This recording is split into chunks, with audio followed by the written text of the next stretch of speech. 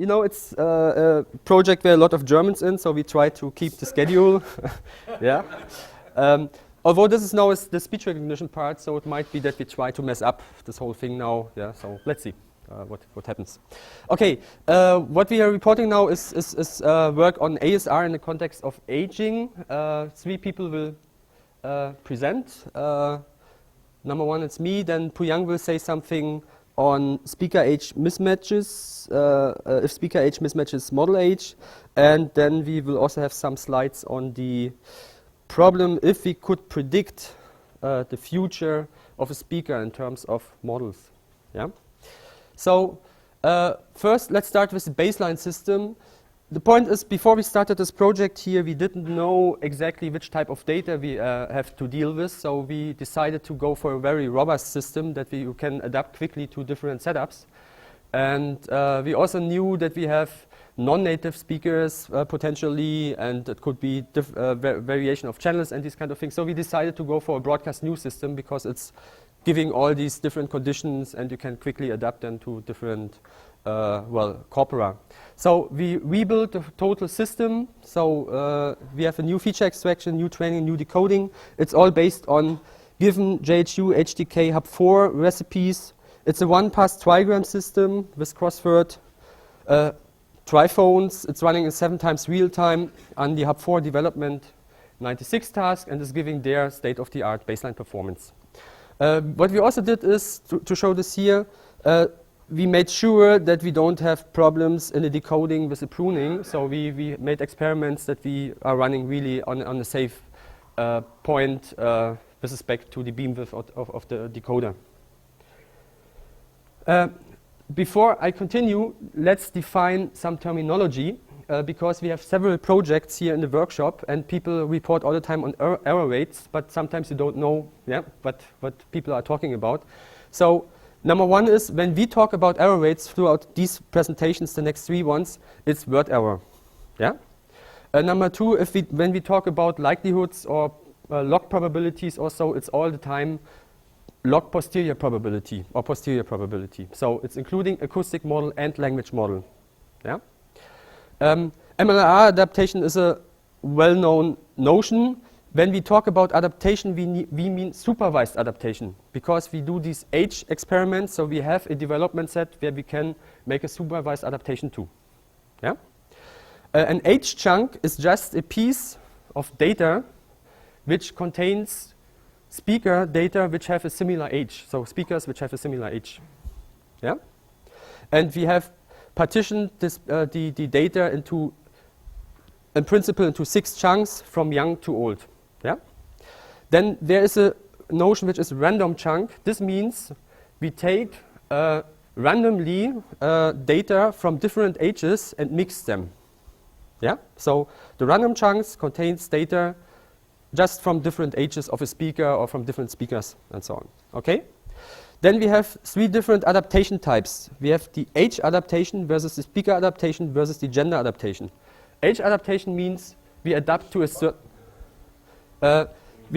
certain age. Speaker adaptation means we adapt to all the data of a certain speaker. Gender adaptation means we adapt to all the data of a certain gender, male or female. Okay?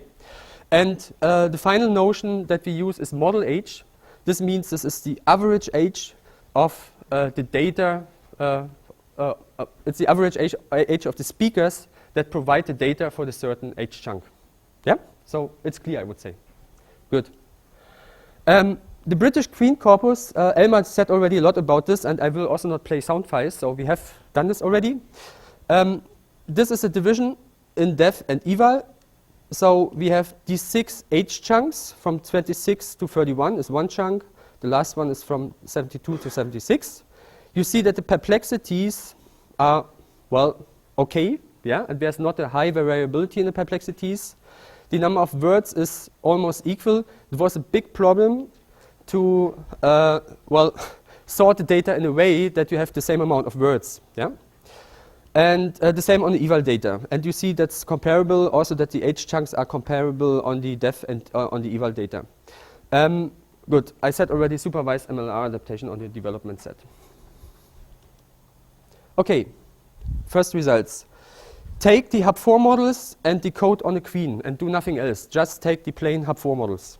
Then we see in age 26 to 31, error rate almost 60, and it's going down to 42. Excuse me, the age 26 to 31, that's the training data that you use to create this model? No.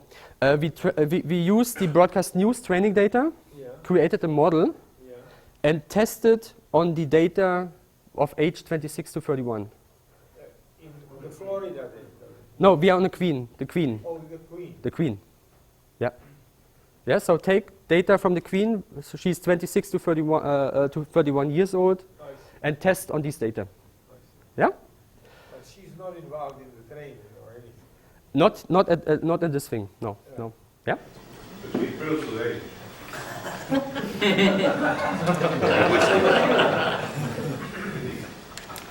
Yeah. She improves with age. Yeah. This is something which Elmar didn't like because it said it must be a U. It must go that. Yeah? So, but okay, that's what we see. Yeah? That could be the language model. Yeah, but we see from the perplexities that there's no big change. Yeah? Okay, you see for the first chunk. For the first chunk, wait, go back. Here you see that the perplexity is high, but then it's almost stable. Yeah? So. It depends on how the models that you have created, from these resource management. This is one interpretation. The point is in the broadcast news, if you look at the distribution of ages in the broadcast news, I mean, we don't really have it, yeah? But you know that the speakers are around 40, 50, so they should perform best also, yeah, on these data. And we see that also in the Florida data later, yeah? Okay? Go back one more time. Thank you. Okay. Next, we do a supervised adaptation to the age chunk 26 to 31, for example. Yeah? And this is still a test on the same training data. We test on the training data. It's just an experiment. You see it considerably improves to 34.22%. It's not a surprise because it's testing on training. Okay? But you see it's overall ages improving, so and you get 40% on that. Okay? I will show later experiments on the eval data. So you're training on her, so you're doing both speaker adaptation and age adaptation. Yes, I'm coming to that now. What? Testing and training. Yeah. The next thing is, yeah. Wait. I repeat what I'm saying again. Speaker adaptation means I'm taking all the data from the queen that I have on the dev corpus, overall, adapting. It's speaker adaptation. That's why it's called speaker adaptation. So okay? So it's once and for all.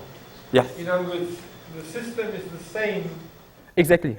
For all, it's the same system. Yes, in fact, let's be more specific. The first column are the broadcast news language acoustic models. And the column that you can see now are the same models adapted to all the data in the 6 age categories, including the category on which the result is being produced. Okay. Now comes the interesting part, because now we do age adaptation. So we adapt to the age 26 to 31. Still on training data. Still test on training data. Yeah? Then you see, and this is an interesting part, if you see an improvement here, because then you know that there's some information in the age. And you see overall it's going down from 28% to 19%. And you see it is going down for each age category. So there is information. Yeah? Okay. Do you know that this would not happen if you picked 7 random groups? I'm coming to that. Just wait 1 second. Now we go for random. Is it possible there is another factor like the recording equipment? When I talk about age, wait, it's important. When I talk about age, I mean not the age of the vocal tract of the speaker. It could also be just the microphone, these kind of things. Yeah. But we have some answers to that. Just wait. The random subset adaptation, this means just take out of all the ages randomly data, but have the same size of adaptation data like for the supervised age adaptation, just to make it comparable. Okay? You see? How can that be comparable when you're training on different data than you're testing on? I show on eval. Yeah? It's of course, it's in that sense, In the rightmost column, you're testing on the same data that Yes. you're trained on, yes. and in the second column, you're not. So they're not common. You're right. No. It's the point is what we want to analyze here is what is happening if you do take just random data. Yeah. Okay. Let's come to the eval to the eval slide. Then you see it better, I would say. Yeah. If you do speaker and age adaptation combined, then you arrive at the best result. But this is test on training. This is just an experiment to see what happens. Yeah. Now let's talk. Yes, it's a cascade of 2 transforms. Yeah, first speaker and then age adaptation. You see this again, the performance on the development data, now just as a graph over all ages. Yeah. Now let's come to the very important test, which is now use training on hub 4, adapt on the development data of the queen, and test on evaluation data. Yeah. So this means we have now a different test set than as adaptation set. Okay. This is the honest test now. Okay? Well, hold on. This is an honest test. How does it come to be honest? Because you have separated dev and eval. Separated by what mechanism? Just different sets of data. Just taking out, 50-50. You just take out the utterances, yeah, for dev and have another set. From different broadcasts, right? No. The hub 4 training data is all the time the same. No, I'm talking about the Queen's broadcast. Yes, it's from, yeah. You're not going to test on the same broadcast that you're training on. No. Yeah? So when you do when you separate it, you don't take part of her speech. You take a speech in 19. Yes. So we have an utterance. We have, for example, the Christmas speech, yeah, of the Queen, yeah, for 1 year, yeah, and then you have the Christmas speech for the Queen for another year. So one is going in dev and one is going into the eval. Yeah. The only common thing is that they're both in the age range, let's say 31 to 39. Exactly. So some of them are in dev, Yes. some of them are in eval. Yeah. So it sounds like you're not cheating. Go ahead. Exactly. Sounds Nice that you say that. It sounds Okay. like every effort has been made not to cheat. Well, that's going too far. Well, I would say every effort that you can run within 6 weeks. I see. Yeah. There was Okay. another question here. Maybe I'll Hey. just touch on yeah, but Okay. again, we have So we can conclude that those border rates are correlated with the year that the data was recorded, not the age, right? could be. Yes, could be. Yeah. That's at least a conclusion that we can draw. Yeah. You're right. Okay. By the way, one of the questions that I've not been asking is, how is this data recorded? This is a good question. We don't know too much about that. I have a book on BBC technology, and there seems to have been 3 changes in microphones, but continuous improvement. But the recording medium itself. Up to the 50s and 60s it was a tape, and then it was later on put from the tape onto digital stuff, and probably starting in the mid-70s it was digitally recorded. But we tried. I wrote to BBC and they said, sorry, we have no data on that. But you can hear actually, you hear the early years, you can hear the wobble of the real recording. I think we need to find a BBC sound engineer somewhere. There is I I have a book of that size about the BBC technology. So for the early years, you could hear the wobble, but surely that has nothing to do with performance that we see here. I don't think so, no. No, this is a mixture of microphone and everything. But yeah. What do you see here? Although when you go to the experiments with age classification, actually that may be something that, because that actually sounds very similar to really the way people speak when they age. And I think this is also the reason why we always try to verify whatever we find in these longitudinal data on a database, that we kept the content constant, we kept the channel constant, and we varied over many speakers. So the University of Florida database does exactly that. You know, They I guess speak. the only thing I'm thinking is, you know, the top two rows here have the wobble in them. They have higher error rate, but there's probably no connection between those two things, right? I think there's different things that have to do with the data. Yes, You yes, look yes. at the- Yeah. So, okay, on the eval, similar error rate. So you take the Hub4 models, you don't do anything. Take the same model, go over the different ages, and take the error rate. Now, we still have done supervised adaptation on a def set, which is another set than these test data here. Yeah, so it's the first honest test. You see, it's still going down significantly, but it's speaker adaptation. It's not a surprise. Okay. Age adaptation. That's the next step. So we have to compare this column now to this column now. You see, we still see an improvement. It's not that revolutionary anymore, but it's also, I would say, clear because we are working on Is a there no evaluation. speaker adaptation in that line? No, in this one there's no speaker adaptation, not yet. So it's just direct adaptation to Queen at age 2631. So it's like a speaker adaptation to a speaker of a certain age, say it like that way. Yeah. So yeah, So it is speaker adaptation. it is age adaptation because it's a speaker at a certain age. But in a certain sense, you can also say it's speaker adaptation. Yeah, you are right. If you treat the person at different ages as different speakers, you can also say speaker adaptation. Yeah, yeah. So it's partly channel adaptation. Yes. Yeah. No, George is right. You know, the first Yeah. two rows, you're right. There's a lot of wobble, and Yeah. this is doing channel adaptation Yes. to that. Yes. Oh, but surely there's nothing to do, no connection with each other. Okay. You may Then- very well think so. Then do the stuff now with the random subset. Just this is now the honest test with the random data. Yeah, because there's no difference in mismatch anymore with respect to the previous one. You see, random choice is doing worse, and that's also clear because you do basically a broad speaker adaptation over all the ages of the speaker, but you have less adaptation data. Yeah. Speaker adaptation, this row, yeah, these models followed by age adaptation. Yeah, first adapt to the total speaker over all ages, and then adapt to the speaker at a special age. That's the last column, exactly. Best result. Okay.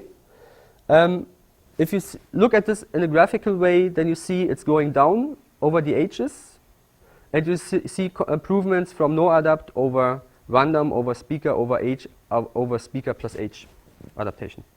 Okay? On the eval data. So that's the honest test. Okay, this was the queen, and now we can say it's one speaker. So we cannot draw any conclusion because it's just one speaker. Yeah? So the next question would be, what would happen if we do this now in a speaker independent scenario?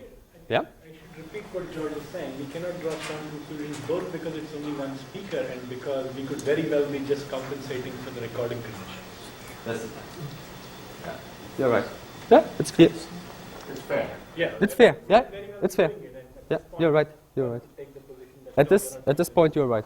Yeah. Now take another corpus. This is the UFVAD. I just call it Florida corpus. Yeah, because it's coming from University of Florida, from the vocal aging department, I assume. That database. So, what is important here for adaptation experiments? It's number one is read speech. It is read speech because all the people have the same text. So we have the language model problem out. It's one and the same microphone all the time. So we have the channel problem out, microphone problem out. Yeah? It's a uniform distribution of age chunks over male and female again. So it's a nice database to make these experiments on. So we just let speakers of different ages just read one and the same text, basically. Yeah? And we have enough data at least to do adaptation work, 25,000 male words, 25,000 female words. Okay? So for those who are not familiar with these set sizes, it's approximately the size that you have on Hub 4 development and evaluation test data. Yeah? So experiments are speaker independent, and we focus here for this presentation on female because you see the same in male and we don't need to repeat this. Yeah? So whole thing again. So now do the same experiment as done before with the queen on the development test. Yeah? So here you see this is a cheating experiment because we test on the training data, on the adaptation data. Here you see this nice, number one, this nice U-curve that Elmar wanted to have.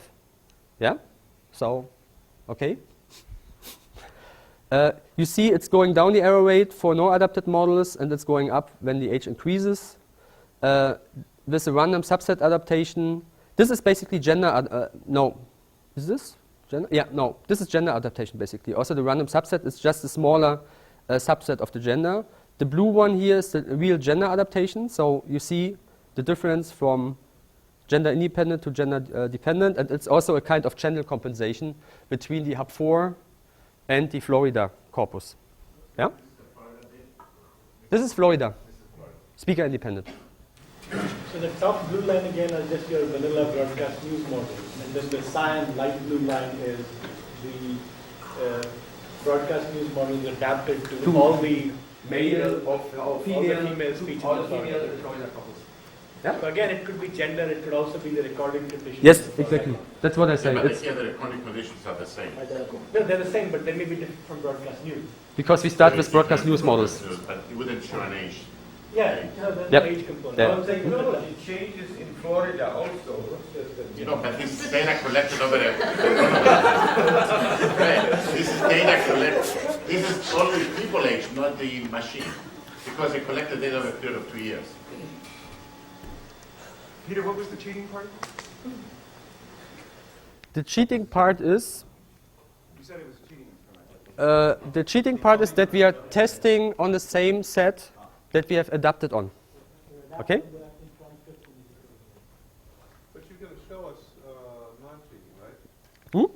So why are you showing us the cheating part? Because it helps a bit in understanding the whole scenario. That's for analysis. Okay?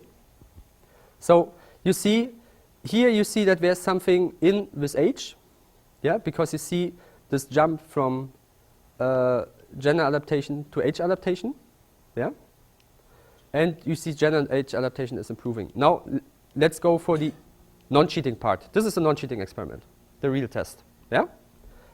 No adaptation. Then we have the gender adaptation. You see for the young speakers, a lot is changing here. Yeah? For the elderly people, you see also considerable improvement. Now you go from gender adaptation to age adaptation. Yeah? Okay? So this means we adapt to age, say 20 to 30, for example, here, on a development corpus, and then test on speakers with the same age on the evaluation corpus, but the speakers are different. Okay? Yeah? And the last line, the black one, is gender plus age adaptation. I'm confused. It's all on female data, so isn't it gender plus age and age the same? No. The age includes male? No. No adapt. Includes mouse. Age adaptation includes already adaptation to female speakers of the same age. So maybe let me say it differently. So that let me see if I can compare three lines: the dark blue line on top, the light blue line in the middle, and the green line at the bottom. So the dark blue line is a mixed gender acoustic model on broadcast news. Yes. Then the light blue line says adapt this to the Florida female data. Yes. So you may have done some gender adaptation because a gender-independent model is adapted. And corpus mismatch. But you may have also adapted to the recording conditions Yes. that were used in the Florida data. Now the green part says, oh, use only a subset of that adaptation data. Don't use all the females. Use only the females in the group that the test speaker is in. Yes. The test speaker is a separate speaker. So you're actually adapting on less data. Yes. much less, in fact, maybe a sixth of the data or something. 1/6 of the data. More specific adaptation. But you're getting more gain, so it means you gain more. So of course, if you had more data, you'd learn the channel better because it's a different channel. Yeah. You lose a lot of that, and yet overall you gain more. Yes. So, So are you willing to claim that age is the bigger factor? Well, essentially, Okay. I would say on this set of data, yeah, and especially on this part of the curves, I would say yes, it's the age, yeah. But aren't the three curves to compare the dark blue, the light blue, and the black? Yeah, the black is just a cascaded version. So the black just says do light blue followed by green. That's brown. All right, brown. Yes, it's cascaded, and it shows you the value, the added values of adding age. Yeah, refining further the Yes. adaptation. Yes. So the step from the blue to the green one shows you the added value of adding age. No, it shows that because as Steve said, you have less training data, but it's a different kind of, it's less, but it's age targeted. It's less, but it's age matched. Yes. And the results are equivocal. Or better. You mean between the green and the black? No, between the green and the blue, the light blue. Okay. On the low end, it looks fairly different. Yeah, on the high end it's worse. So, but the interesting thing is when you compare the light blue with the black, it definitely is an improvement. Yes. Yes. Yes. That's unequivocal. But we don't know the standard deviations. I mean, slightly either of those. But anyhow.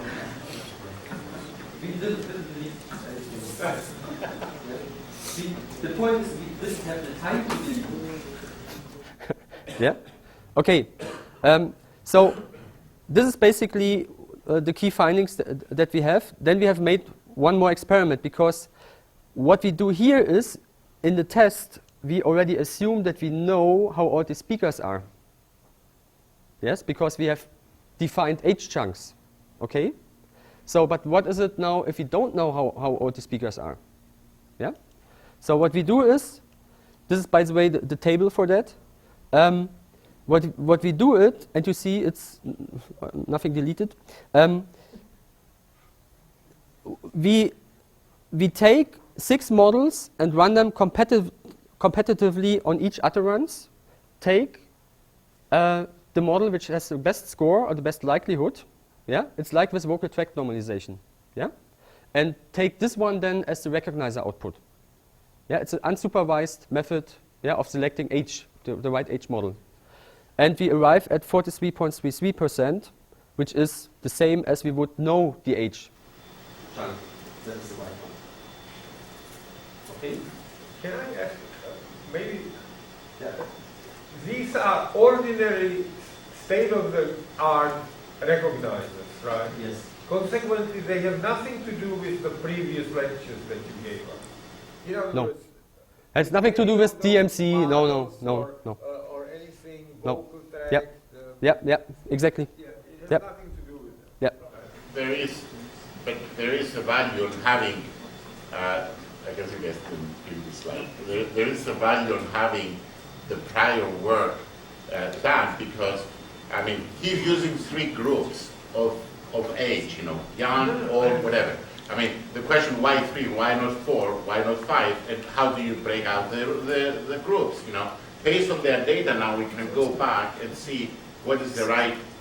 Yeah, but they could have done something else. They could have tried their models to estimate the age and then segregate it for that age and create a language. That's running. Fred, this experiment is at the moment in the queue. Yeah? Yeah, so, okay. This was my part, now Puyang is coming.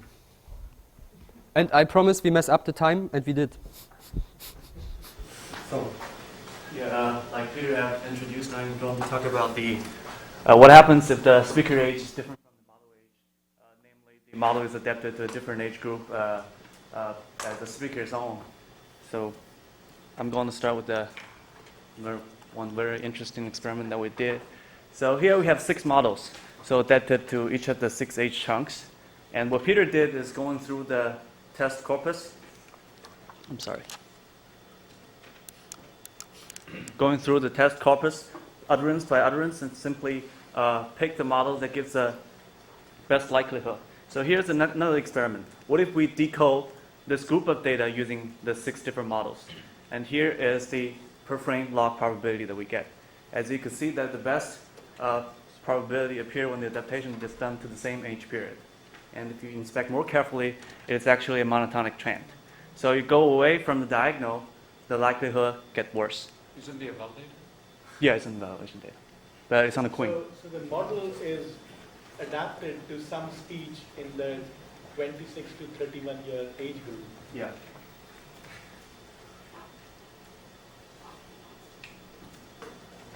Okay, and then that model is used to evaluate the likelihood of the test.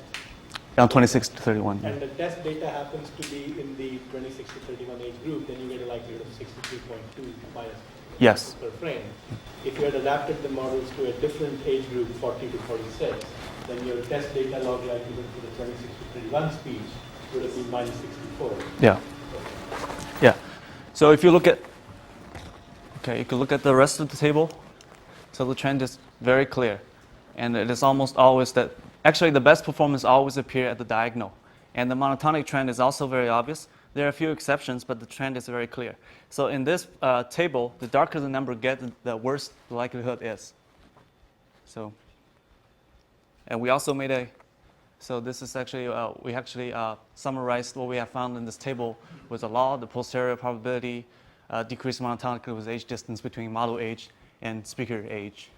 So, Which could not be age, it could be channel or anything. yeah, because this is on the queen. And here's a plot that we made. So it looks like somehow looks like a butterfly, so we call it a butterfly plot. So each color represents the age group. I'm sorry. Each color represents the age group.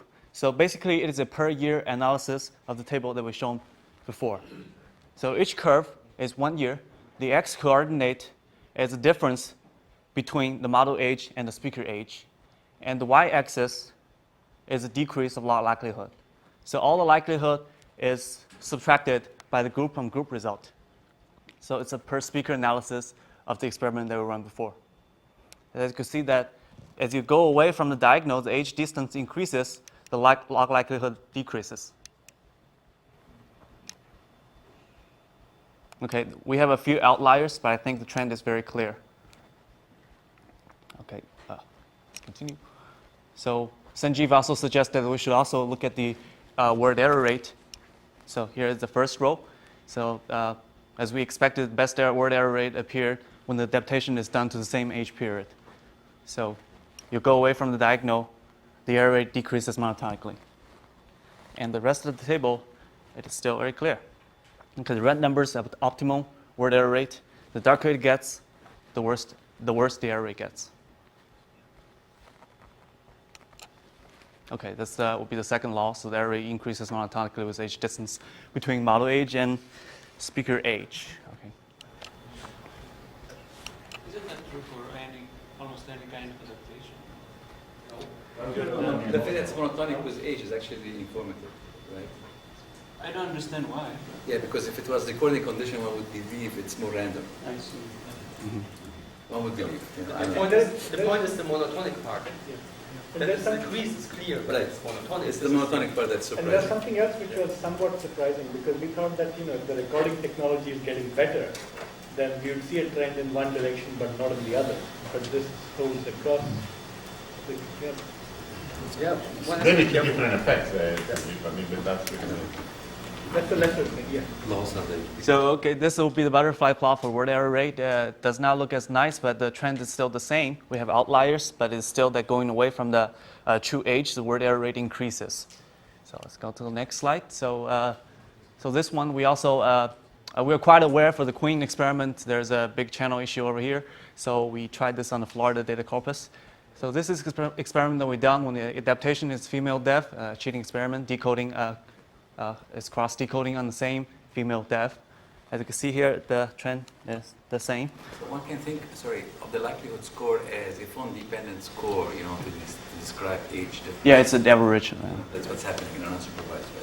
Yeah, yeah. You can collect whatever statistics you want, actually. And likelihood is just one number. Yes, there would be other. So except for this experiment, there are no same speakers between the adaptation data and the test data. So given the tough setup as it is and the speaker variation, we're very surprised to see a very similar result over here. So if you go away from the diagonal, the results actually gets worse. So this is the result of per frame log probability. And we also have the results for likelihood. Okay. So you probably noticed that sometimes the best error is not at the diagonal. Sorry, this is on the female development data. Okay, this is on evaluation data, the log likelihood. Okay. You could just inspect this table by looking at the colors and darkness. So the trend are all the same. So if you inspect this table more carefully, sometimes the best error rate is not always at the diagonal. We found it very interesting. Actually, Stephen is going to talk more about this. But why is it in red? it is the diagonal. Which is the red is diagonal. Diagonal. That was the best. Well, for the queen, it was the best. It's a, Oh, yeah, I'm sorry. I should have explained. But well, I don't know what is white and what is gray. Yeah. Okay, we also have this, I think, much nicer butterfly plot. It's not symmetric. It's not balanced. It's a little bit lopsided. So, so probably if you go to adapt to an older model, you'll pay a higher price. It's probably more risky, actually. Stephen is going to say more about it. I'm going to skip this slide. So we also did the correlation experiment. So basically, it is a correlation experiment on this graph. So we have the word error rate correlate with the biological age and perceived age. You see that if we done correlation experiment with perceived age, we get a very big improvement. We also have the log likelihood, and this is the results on the queen. So, and we actually go back to the sound files on the Florida corpus, and this is the per speaker analysis correlation. As you can see that we have quite a few outliers over here. So actually, they were not actually reading speech, maybe just some uncooperative speakers. Okay, so with that, I think that's the end of my talk. I'm going to introduce Stephen to continue our talk on speech recognition work that we've done during this project. All right, so I'm going to pretty much pick up exactly where Puyang left off. And he showed you this plot, or this matrix, where the diagonal doesn't seem to have the lowest results. In fact, it seems maybe these three numbers, say off the diagonal, slightly below, seem to produce the best word error rates in the recognition. And so let's take a look at the core. Sorry, these three? 1, 2, 4. 33. And, yeah. One up, even one more. Oh, well, this one is too, yes. Not quite as significant, but yeah. Last 4 diagonal tails, the best one is 1 to the left. Yes, Yes, exactly. but the trace is the same. Yeah, it's always 1 to the left. It's not noisy, it's a shift, yeah. So it's, sorry, this one, I thought that's noisy. that one, that one, and that one. Yeah, okay. All right. And so I guess we can tell a short anecdote about this. There's the corresponding plot, and once upon a time there was a grad student working for Peter, and he looked at this plot and said, you know, Peter, the minimum isn't exactly right in the center where the difference between the age adaptation and the difference between the age adaptation and the test speaker is actually at 0. The minimum seems to come here, as in the minimum word error rate. And Peter says, oh, well, that's just noise, like he just said a second ago. However, keep in mind these grad students are all overworked and underpaid, et cetera, and everything. So Peter decides to give him yet another task to do and to explore this effect. And it turns out, indeed, that the Su effect, named after Puyang, Peter's the grad student working for Peter. What we have is that both the Bayerlein-Kudampur law and the Kudampur-Bayerlein law show that speaker-independent data, there's a left shift in age. So perhaps this might suggest Though I can't make that conclusion. It's just pure speculation at this point. Perhaps that might suggest we should adapt older models on slightly younger data. So basically, I guess that leads me to an outline of my talk. I just explained the Su effect, and I guess also for the next couple of minutes, most things I'm going to say are pure speculation. I'm not actually drawing any conclusions, but these are observations that we should probably shine a light upon, maybe see if we can do some future work on. So the next thing I'm going to talk about is MLR prediction. MLR, we all know it's the transform that is created to do speaker adaptation. It's one of the ways to do speaker adaptation. And so we're going to take a look at MLR prediction, and we want to maybe see if we can extrapolate future MLR matrices of a speaker. And to do so, we have a couple of experiments that we ran, and I'll show you some of those results. A little bit of just motivation about what I'm going to say here. It's, well, what if we could predict the future of an MLR? We can do a number of things that have also been proposed in the past. In terms of defense, perhaps we can predict what a person will sound like in 5 years, given what they sound like right now. And then in terms of medical, maybe we can predict how a person also is supposed to sound, a healthy person is supposed to sound 5 years from now or 10 years from now. And if their speaking actually differs, then perhaps there's something we should investigate upon. And finally, of course, there's the society and commercial application to this idea where if we can build ASR systems for elderly people that can actually age together with their users. I mean, the speech recognition will age with the users, not the systems. So what we have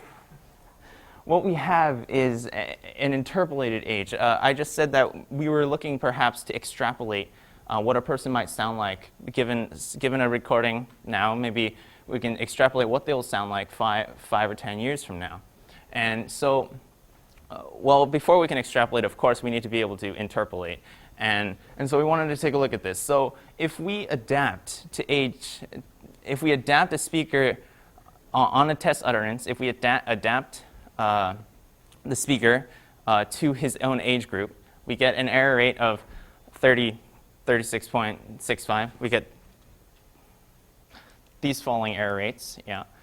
And but if we just adapt to a random chunk, then we get obviously clearly a higher error rate.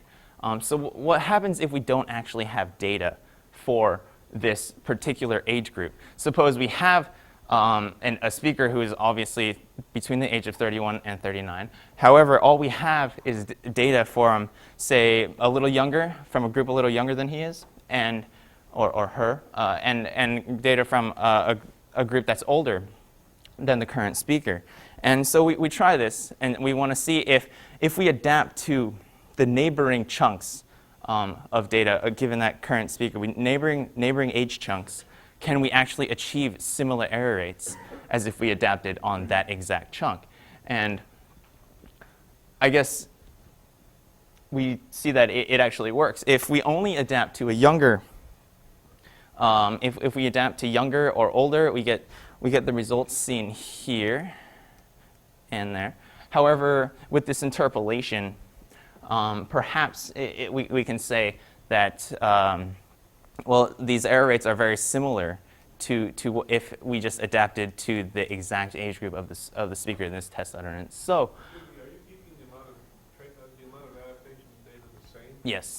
Yes, the amount of adaptation data is the same over all the adaptation. So I believe it would be half and half of the two.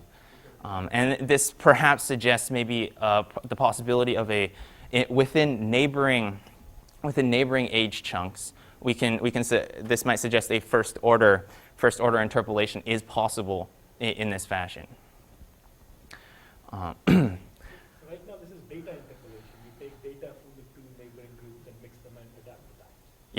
Yes. And we just take two chunks. If the speaker is here at this age region, and we just take the neighboring chunks of the data, adapt to it, and then test again on that age chunk, and this is the error rate we get.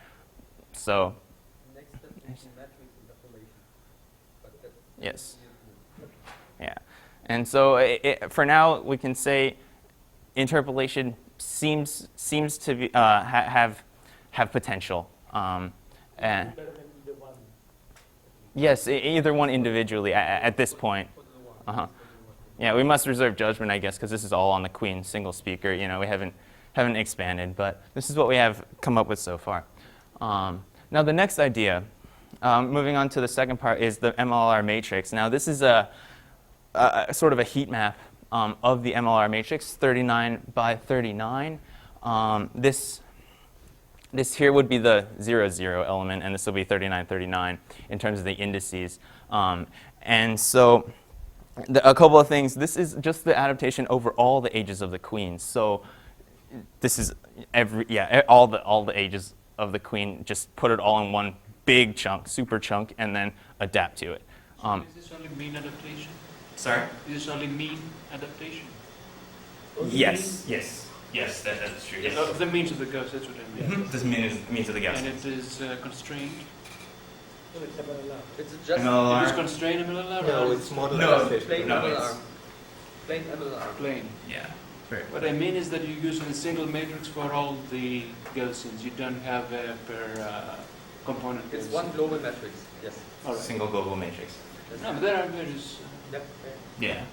I guess, we just explored one of the ways, just to see what would happen. And I guess just a couple of things to note, really. A lot of the activity in terms of this this matrix is localized to, I guess, the rightmost 13 dimensions and the top, and of those, the topmost 13 dimensions. And so what we also did was to do it for all 6 different age chunks that we have of the Queen, and these are each the separate MLR matrices, all plotted side by side. So right now, what we've got, and you see the same trends. You know, the rightmost, topmost 13 by 13 dimensions seem to have most of the activity. So what we could do now is, since we have, in the previous slide, we have all over all the ages, and now we have over the MLR matrix for all the ages. And here we have the MLR matrices for just specific age chunks. So what might be an idea to do is to subtract out the one with all the ages, like subtract out the marginalized ages from each of these, and we can see if there is actually some time, age, channel, some temporal dependent information in these MLR matrices. And indeed, that is what seems to come up. These are, again, the results that result from this subtraction. And I guess now the most important thing to note would be just this last column here, what would it be? The 39th column and the first 13 dimensions, which in our setup would be the second, or it would be the energy component of our features, and yes, the energy component, and perhaps because of the 39th dimension, the second derivative of this. So that is what we have, and so there's obviously a lot of further work to be done. We only came up with these results rather recently, like last night or 2 nights ago. However, we really would like to understand what is going on in these plots, and maybe in such a way we can develop new methods to predict MLR future, given a few ones in the past. Maybe there's some way to interpolate and extrapolate given such information. However, so all I have right now are the plots that are generated, and hopefully I'd really like to see if we can do something about these transforms and adaptations. With that is, I think it's back to Elmar. Yeah, the left one is next. Okay, it's time to round up our presentation. Let me start with a couple open questions that we had before the workshop. So the first one was, can we classify the age of a speaker with any kind of robustly extractable information from the acoustic signal? And I think after having looked at the Florida database and keeping in mind that the age classification results of the humans were actually the average of 40 judgments, and we weren't that much worse, I would say, unfortunately we didn't have in time the data of individual raters. So, but I think, with that fact that we're comparing a mean of 40 judges with one classification algorithm, I would say we're approaching the range of humans in the classification performance. But humans are no good at this problem. They're not too bad. I mean, if the perceived age and the actual age has a correlation of 0.95, it's not. About it. Pegging age to within 9 years based on 10 seconds of speech. That's not too bad. Well, I am judging by myself. I still judge the Queen. When you gave these two extremes or whatever, I thought it was the other way around. So at least I'm no good at it. I guess I have to object a little bit to saying that we compare human performance. Humans are actually quite bad, and what you're trying to do is to see, you're trying to use humans to get a bit of a handle on how well, what's possible. So you combine 40 humans, and of course, the reason that the slope is less than what it should be, of course, is because a lot of humans, it has random noise in there, so it's going to pull it back to closer to zero correlation, but you have to compensate for. That's not a problem. But I guess what I'm objecting to is talking about this as though it's human performance. Actually, humans are much worse. And what you're trying to do is find out what's possible, and to use humans as a window onto what's possible, and combining 40 of them to get to that point. And you don't understand why I think humans are much worse. Well, if you take a human, correlations could be visible. But didn't he take No, he took a panel of 40 I took 40 humans, and I think by taking the average over many. But they were not trained, right? No, but still, if you take the average of 40, you approach, you get a very good approximation. Although people vote for George Bush. Okay, I'm not going to get into that. So the humans in this panel, they didn't do any training ahead of time? They just went to the web page and sat down? No, wait. In the University of Florida, the people actually came into the lab. It was not a web page, so it was carefully selected. And we're comparing the University of Florida, our classification of the age, and our error of 11 years to the 9 years, which came from the average of 40 judgments. Okay? So, I think we're not doing too bad with the age classification. Maybe you should say the range of best humans. Maybe you should say approaching the range of best humans. No, you mean like much better. But George is saying that even the best of humans, if you take any one individual human, their error is very large. Yes. It's just the humans as a collective.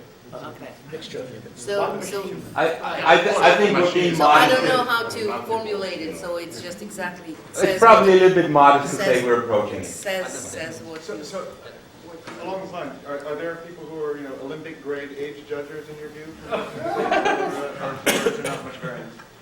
Well, I showed the variance in the test that we did on the web, and there was, people who seemed to be kind of random, and other people who were doing very, very good. So there is some innate ability. There is some innate ability to Yes, test age. absolutely, I would say so. But how do you control that if it's not the same text? Because people have What we have to do is go back. Way to What we have to do is go back to the guys who collected the Florida database and get the individual judgments, which I'm sure we will get, and then look at that. Okay. Yeah, but again, One other comment on this, you cannot after the fact go and find out who had the best score and then test it again. That's why you take Yeah. the average of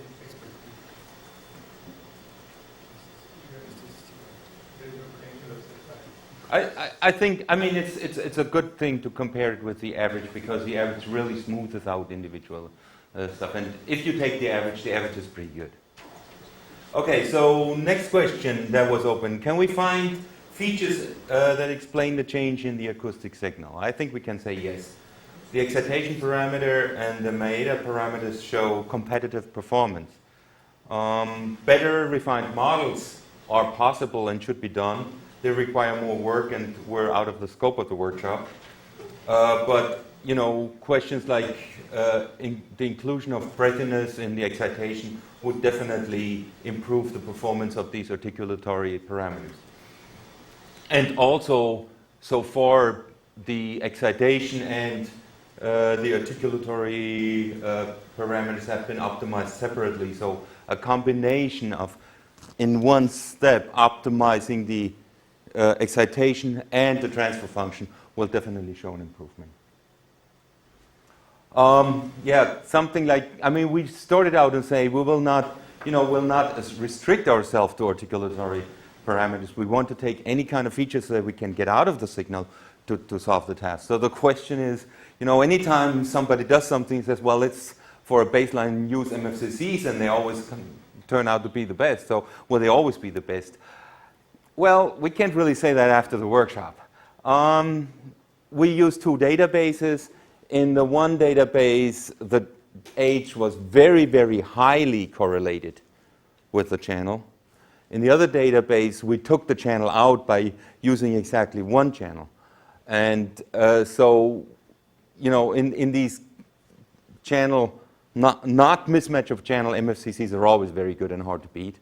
And in the other stuff, you know, we're not that sure how much of the age that the MFCCs found, how much of that is the channel. So we don't know yet. Can we learn from longitudinal data? Yes, I think we can. Some trends came out clearer. We have a less lowering of the jaw, the P1, which is not, can be good explained with the aging process. We have the V-shaped F0 change with Cook that came out clear.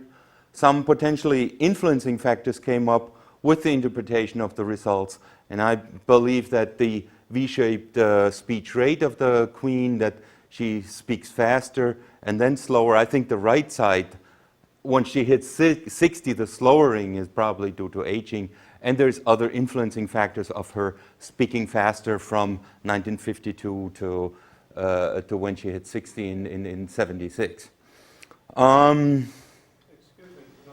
So this is interesting, but was this not also done for Cook? We haven't done the speech rate analysis with Cook.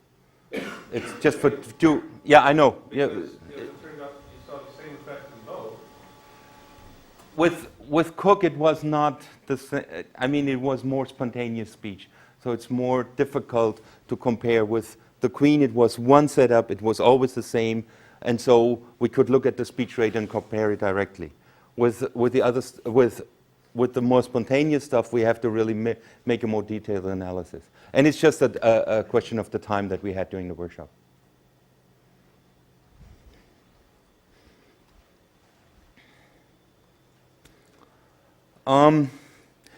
Is the age of the speaker relevant for speech recognition? I think we can definitely say yes. There is a clear relationship between the speaker's age and the word error rate. Also, yes, age mismatch between training and decoding is a problem. It leads to systematic increase of error. Age adaptation helps reduce these error rates. Can we learn from longitudinal data? Well, the preliminary results of, we haven't shown that we can extrapolate yet, but you know, if the extrapolation works, definitely the interpolation should work, and these results are new and very, very promising. Open questions after the workshop. What we have not done is combine the new model-based features with the MFCCs. We have shown that they show competitive results, but we haven't included them. So it's open whether the combination of MFCCs with model-based parameters will give improvement, in particular for data with multiple channels and many speakers. I think that's definitely a question that should be pursued. Can model-based parameters be applied for other tasks, like speaker recognition, emotion recognition, etc.? We believe definitely yes, it's a task on the list. Can we extrapolate speaker characteristics to the future, both with speaker and speech recognition? That's a very interesting idea. I think we should pursue it, and I think the interpolation results are promising. I think that's a way that we should definitely look, a thing that we should definitely look at. Can we find medically relevant deviations from the normal aging process?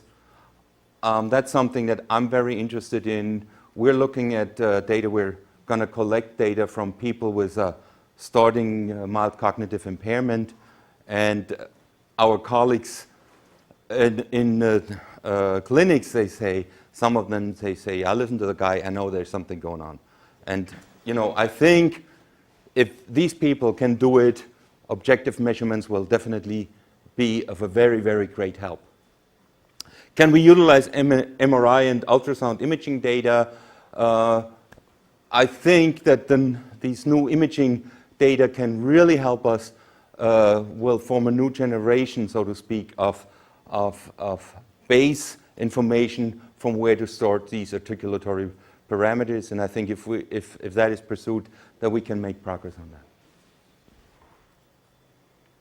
Next steps after the workshop. Well, there's the dissemination of the data and the results. I'm very convinced that will be done. And on Friday morning, our group will sit down and see where will we publicize which subpart. Transfer results to larger cover of longitudinal data. The LDC is planning to collect the so-called Whitebeard database, I was told. Oh, graybeard. Sorry. My fault. Okay, graybeard.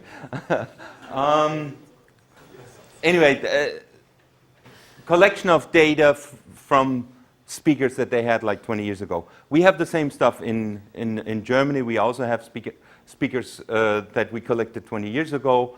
We're also planning to do that. And I was talking right before the workshop with a guy in Munich who has AMAT data, so you know he puts sensors on the tongue and stuff, and he also has access to these people. And these data are 15 or 20 years old. So I think that's definitely a thing that will be of big interest to the scientific community. Apply developed models and features to secondary labels which may be available for larger corpora but have not been used. I think quite a few of the LDC corpora, there is side information about the speaker that we have not used so far, and we should. It's really worth it. And I had a nice discussion with Patrick Kenny on that. It's really worth looking at that. Investigate extrapolation problem for speech and speaker recognition. I think that's definitely a very promising thing. Let me summarize the presentation. We presented the data, both longitudinal and cross-sectional data. The human performance was not too bad. Well, was actually quite good when you looked at the average of the people and correlation of up to 0.95. We looked at the source, and before the workshop, there was no implementation available to us. During the workshop, we implemented Stevens's excitation model. To our knowledge, is the first verification of the model on a larger data set. And I think just by looking at the correlation of the excitation signal with the age data, it's a quite amazing correlation just by looking at the excitation signal.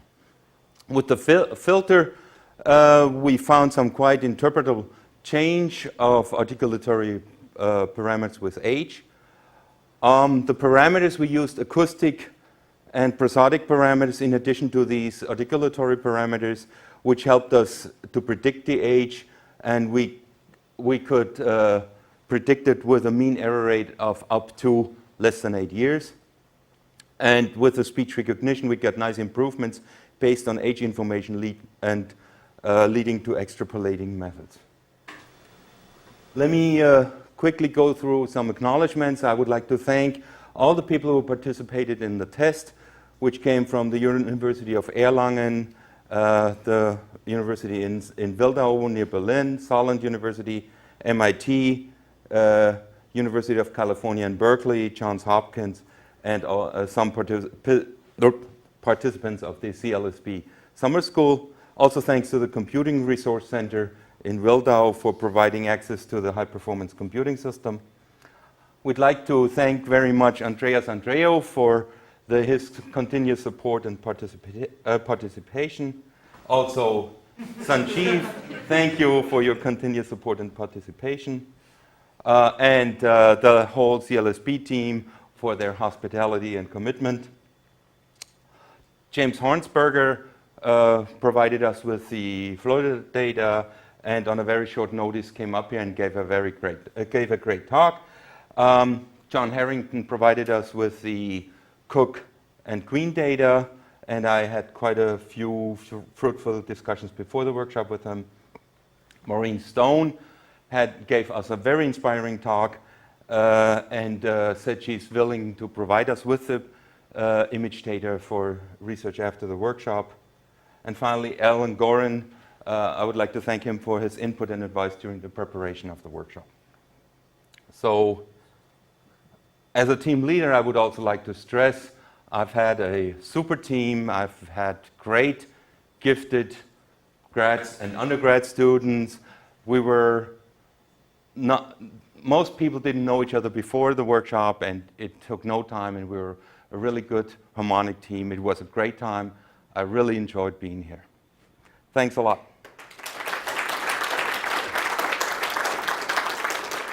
And now Andreas is gonna. Actually, I want to just say a few words. No, it's okay. I can show you, but it's okay. So for those who don't know what happened with this team, basically when the team was formed, 2 weeks, 7th week of May, which is really beginning June workshop, the team basically, half of the team decided not to show up. And so I think it's actually remarkable what has happened, and Elmar deserves an extra round of applause for really pulling this together, and that's the type of thing. By the way, I was just like the mom or the dad of the soccer team, takes cookies and helps with this and that, So, and these people didn't want to eat the cookies, they would rather be here working. I also want to say that I have participated in 2 other workshops as a full-time participant. This time I was just part-time, and the aging of the workshop is getting better and better and better. In that, actually, as time went on, I have found that the people actually, the undergraduate students, let's start with the undergraduate students, they're just remarkable. This is really amazing to see people coming in with no prior knowledge in the field and doing so well. So I'll just really.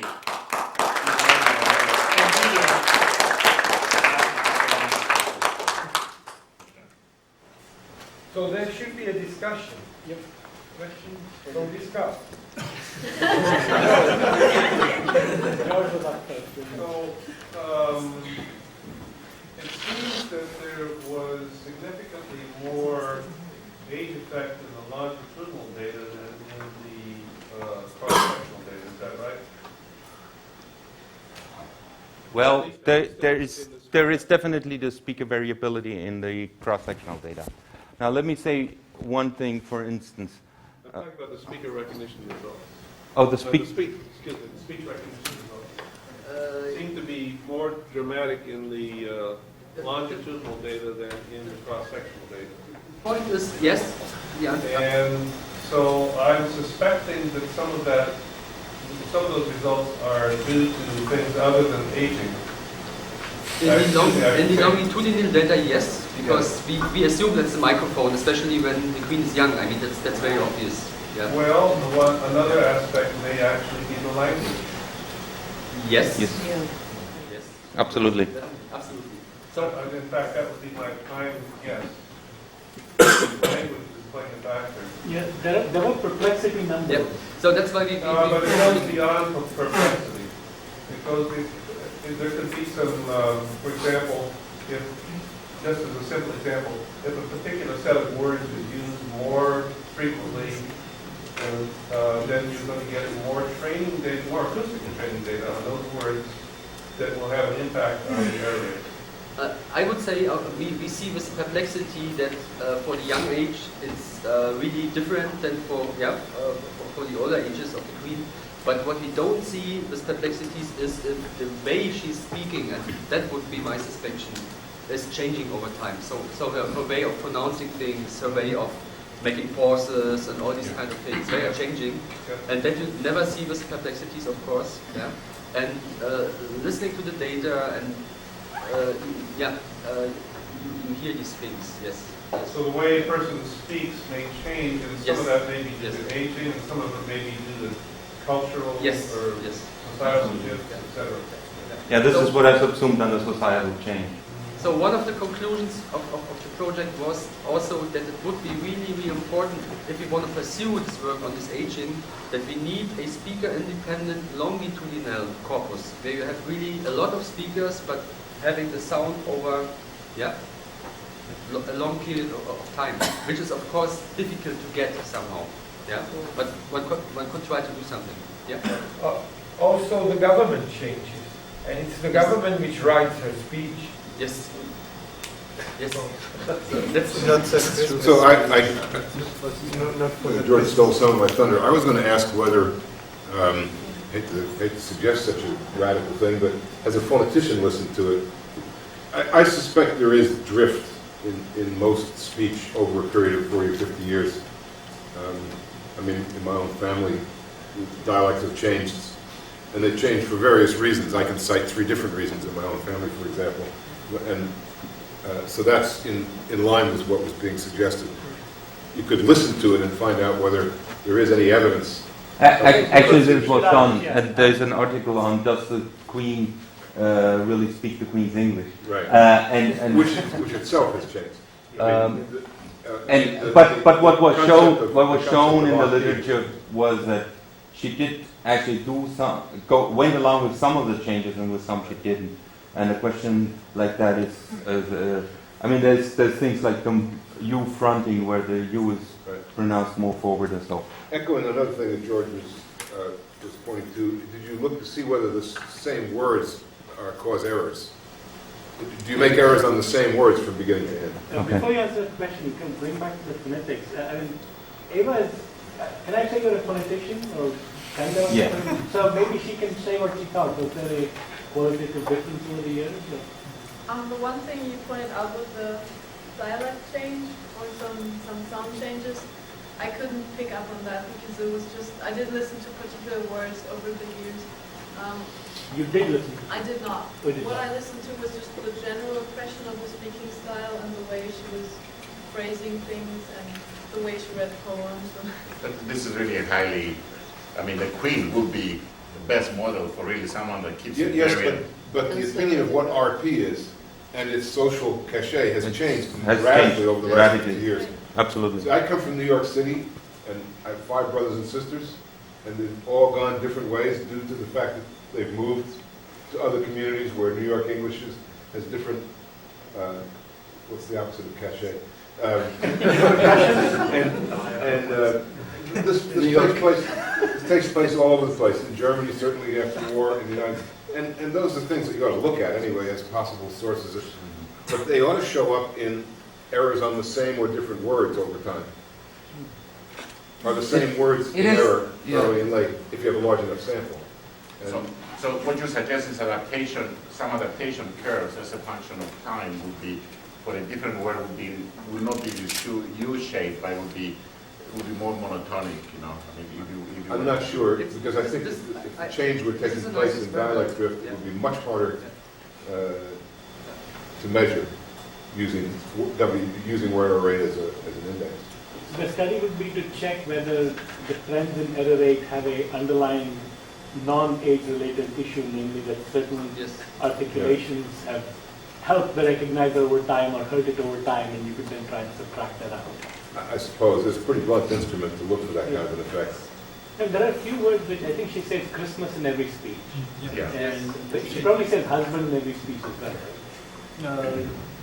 Yeah, well, I mean, not a big enough sample. Family, yes. So maybe those are the words people use. Yeah, we can. There's, by the way, also a nice story related to that, what she's saying, because we had, on some utterances, we really had problems and difficulties. So we asked that Eva to look into the development data, yeah, so because you should never listen to Eva. So, and she found that she's reading poems there. Yeah, so, and the error rates are high. And then the error rates are high, yeah. So, and sometimes she's reading poems like a poem, so really with pronunciation. And sometimes she's just reading it like a normal text. Yeah. So, and these things happen, and you have to find out. Yeah.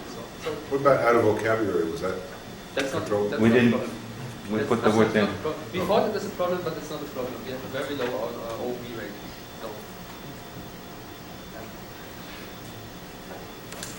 So on a different tack, I wonder how reproducible some of these age prediction measurements are.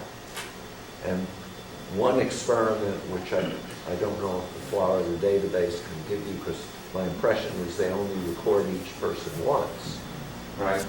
But if you take some of the speaker identification data, you could age predict the same talker, same speaker, several times and see how close the age predictions are for the same person. Yep. And that would give you some insight into the... Unfortunately, the age group where we expect age-related changes to take part is a little bit underrepresented in many of the corporations so far. I mean... So you're saying that the age range, for example, of the speakers in the speaker ID database is too narrow, or an expanded range where you don't expect... We didn't really see much of the... I mean, if you look at the Queen, it seems that with 60, 65 or so, she had an additional drop in F0, she had a decrease in the speaking rate, and that all happened around 65 to 70, around there. And with Alice the Cook, it was like 75, 80 where you saw the change. So if your data, show us a person between, let's say, 30 and 50, you have a 20-year period, but the changes are not, by far not as detectable. And so, and for most databases, this age group is strongly represented. So, I mean, if you want to do that with, taking speakers at certain ages, you need a large background database. Okay, so the background, I think, in any I'm not even saying looking up and seeing how old these people are. I'm just saying we record Sanjeev, and we record him again a couple of weeks later, and we say predict his age. How close are the two? Oh, okay. Predictions on Sanjeev. Actually, the fellow from Florida, in his talk, talked a little bit about this, that there is variability, for pathologies, because that they have some pathology actually, or if they get cold or something, and you come to speaker, it turns out they're recorded when he has a cold, he sounds or she sounds different. And so he was concerned about that in his data, in his database. And he may have some of that too. So you mentioned the application of speech pathology, but at least in the U.S., much of the money in medicine is in cosmetic procedures, right? Would it be possible to build a device that in real time predicted how old someone sounded and could people learn to sound younger?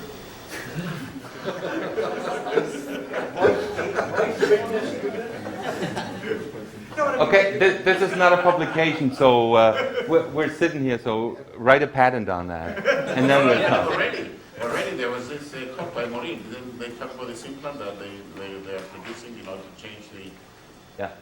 We could just by just trying. Meaning is just by feedback. So you talk to the system, it's telling you sound like you need to modify your brain. And then you train. I like that. It would be like a out of order feedback. You can take professional training, and definitely could call it And the you have to voice like go chip. like whatever. Actually, if we're going to do that, we may as well do it so that you can talk Chinese. If you don't, even if you don't talk Chinese, turn them off and then you begin to talk Chinese. You think in English? There you go. That was good. You know that Graybeard database, of course, is all telephone speech. Yeah. Which begs the question as to whether your M1 and your mass model for your thing will operate in telephone bandwidth. Now that's an experiment you can simulate very easily. That is to say, Yes, that's a good. telephone filter. Yeah, just use a telephone channel. Yeah, that's a good suggestion. Yeah. And it's much more difficult. Like, you know, very often my son gets mixed up with me on the telephone, which would never happen without that reduced channel. I just, you know, people, you know, if they know me and my son answers the phone and then they talk to him and then he says, well, I think you want to talk to my father. And a lot of people have reported on that. And, you know, it's... I really don't know what would happen with the cell phone. I mean, that's a whole other, when you start talking about GSM and all that. Yeah, yeah. It's an easy experiment to run too, but... Yeah, you're right. Yeah, good suggestion. More questions? Hey, Let's everybody's thank all our speakers once again.